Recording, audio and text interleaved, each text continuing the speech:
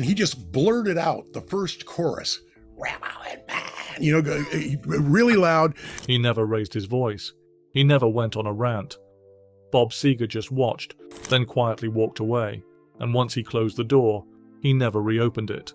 Yeah, I'm concerned. It's a finite planet, and there's only so many resources and so much wildlife and so many things that we can save. For over 6 decades, Seger wrote songs like Confessionals, midnight radio anthems built on heartbreak, memory, and Michigan grit. He didn't wear eyeliner. He didn't need smoke machines. He just showed up with a Fender and a truth he refused to decorate. But behind the ballads and working man poetry, there's something quieter. A filter. Because not every band got a second listen. Some didn't even get through the first track. Night Moves, Turn the Page, Against the Wind. These weren't just hits, they were confessions wrapped in melody. And to Seger, honesty was non-negotiable. Once he sensed ego, overproduction, or industry polish outweighing the soul, he tuned out completely. He didn't name names, not often. But he made his feelings known, through absences, refusals, and one-sentence dismissals that cut deeper than any tabloid headline ever could. And I was kind of letting the band pick it themselves, and they just kept arguing and arguing, went on and on and on. He respected grit, flaws, smoke from a voice that had lived a few hard miles. But only a few bands earned his respect, and even fewer earned his silence. Because if Seger didn't like you, you never even made it into the conversation. Here are the 5 bands Seger quietly shut out. Not because they weren't popular, but because they weren't real. And in his world, that was the only thing that mattered. Number 1. Kiss. Bob Seger grew up in the Rust Belt Midwest, where honesty wasn't optional. You either said what you meant, or people stopped listening. That principle ran through every lyric he wrote, every note he played, and every band he let near him. Kiss never made the cut. They were loud, flashy, drenched in theatrics and pyrotechnics, and for Seger, that wasn't performance. It was camouflage. He never called them out by name in a headline. That wasn't his style. But when asked in a 1980s interview how he felt about the wave of theatrical rock taking over stadiums, Seger said, "If the music's good, you don't need fire. You don't need makeup. You just plug in and play." It wasn't subtle, and it wasn't just about aesthetics. Seger's entire identity as an artist was rooted in blue-collar transparency. His voice cracked for real. His band missed beats on purpose. He didn't chase perfection, he chased truth. Kiss, on the other hand, felt like a machine. Slick branding, clean radio-friendly hooks. A band built to sell t-shirts before records. That rubbed him the wrong way. By the mid-70s, both acts were huge. Seger was filling arenas across the Midwest. Kiss was doing the same on both coasts. But while most acts looked to jump on the Kiss tour train, Seger refused multiple offers to co-headline or open. One industry rep later admitted he thought they were cartoon rock. That's what he called it, cartoon rock. He didn't elaborate. He didn't need to. Seger viewed music as sacred space, and for him, Kiss brought in too much noise, too many distractions, too much performance. Even when the band stripped back the costumes in the 80s, trying to win back some authenticity, Seger didn't budge. He was once invited to guest vocal on a collaborative charity track in 1985. Kiss was involved. Seger declined.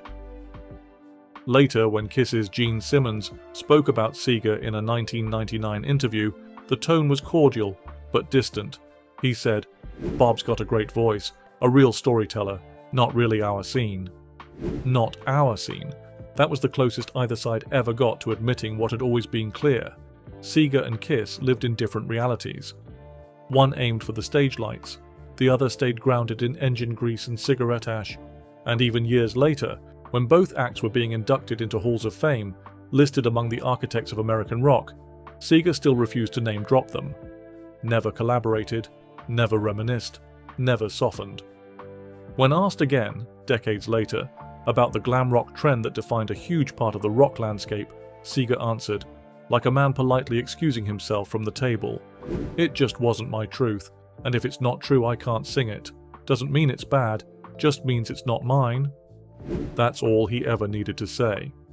Kiss sold out stadiums, broke records, inspired generations. Seger let them have it, but he never let them in. Because for him, the show never mattered, only the song did. And if the makeup gets more attention than the melody, he's already walked away. Number 2. Eagles. They were never enemies. In fact, they started as something close to friends. But Bob Seger and the Eagles didn't stay close. Not musically, not personally, and definitely not philosophically. At one point, their paths overlapped. Seger even co-wrote one of the Eagles' biggest hits, Heartache Tonight. The collaboration made headlines, sold records, and showed that Seger could play ball with the biggest band in America. But if you listen closely, even then, the cracks were already showing. Seger was once asked about the writing session with Glenn Frey. He said, "We knocked it out in an afternoon, didn't talk much, didn't need to. It wasn't cold, but it wasn't warm either." Where Seger built songs like journal entries, the Eagles built theirs like luxury homes. Immaculate, perfectly mixed, airbrushed down to the breath. Seger respected their success. But the polish, the shine, that wasn't his world. He once described the sound of the Eagles this way: "Too perfect, no dirt, no scar tissue, real life doesn't sound like that." There was no public feud, no tabloid fallout. But behind the scenes, Seger declined multiple chances to tour with them. Promoters kept pitching Heartland rock meets California cool. Seger passed every time. He never gave a reason. But insiders knew. There was a moment during the 80s, long after their collaborative hit, when Seger was asked to join an all-star concert lineup the Eagles were anchoring. Big stage, massive crowd, one night only. Seger refused. Later, when Don Henley was asked about it, he smiled and said, "Bob likes to keep his distance, I respect that." But the truth went deeper. Seger didn't just prefer grit, he depended on it. The Eagles, by the late 70s, were floating in studio perfection and Hollywood detachment. Seger was still grinding it out with the Silver Bullet Band, playing mid-sized cities and flying coach. That wasn't a business choice, that was personal. He once said in an interview, "When it starts to feel like a product instead of a song, I'm out." And the Eagles, in his eyes, had turned into a product. Expensive, beautiful, but hollow. There's also a philosophical divide. The Eagles sang about excess, indulgence, West Coast melancholy. Seger sang about leaving town, losing friends, growing old. The difference wasn't just in sound, it was in intention. Even when Heartache Tonight topped the charts, Seger never played it live, not once. He never referenced the Eagles in his own interviews unless prompted. He never thanked them during awards shows. He never visited their dressing rooms. That distance wasn't bitterness, it was clarity. They went on to become icons of the California sound. Seger kept walking through the cold Midwest, because for Seger, songs had to come from somewhere real, somewhere that didn't care about polish or politics. The Eagles? They were great craftsmen, he just didn't believe a word they sang. Number 3. Journey.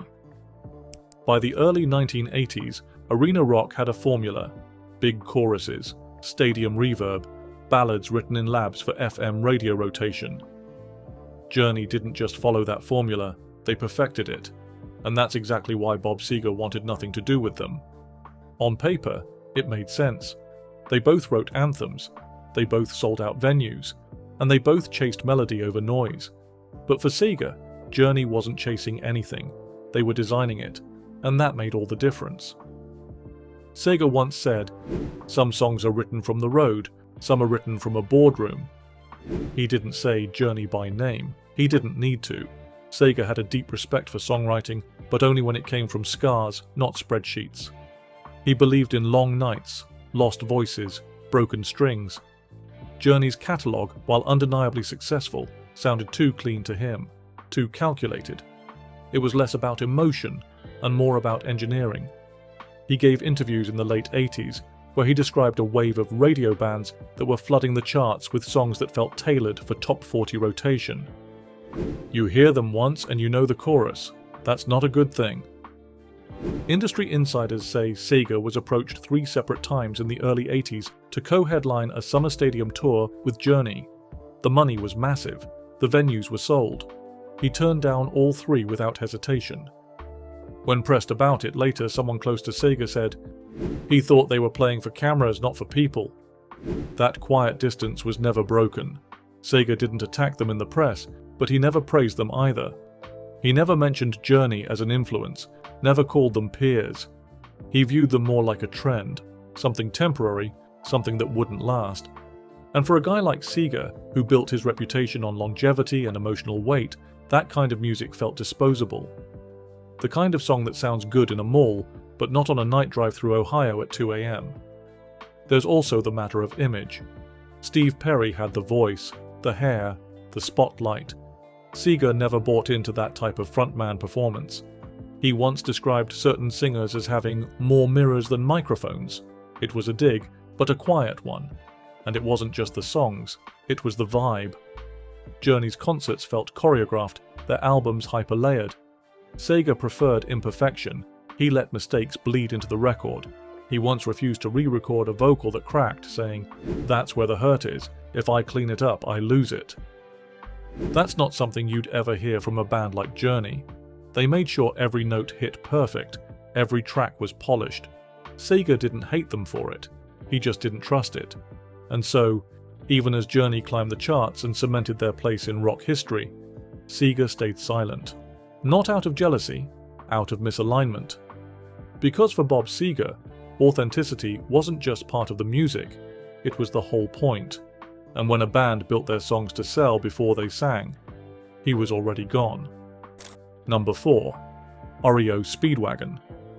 By the time REO Speedwagon hit their commercial peak in the early 80s, Bob Seger was already an institution.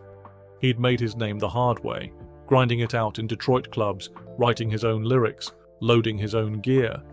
So when REO exploded with their ultra-polished, keyboard-heavy brand of arena pop, Seger didn't hear a band, he heard a marketing plan. The tension wasn't about rivalry, Seger wasn't competing. But REO Speedwagon represented everything he feared rock would become: sanitized, safe, optimized for mass appeal. And once they crossed that line, he stopped listening. He once said in a radio interview, "When every chorus sounds like it's made for a shampoo commercial, I tune out." There was no public feud, no drama in the press. But Seger quietly kept his distance.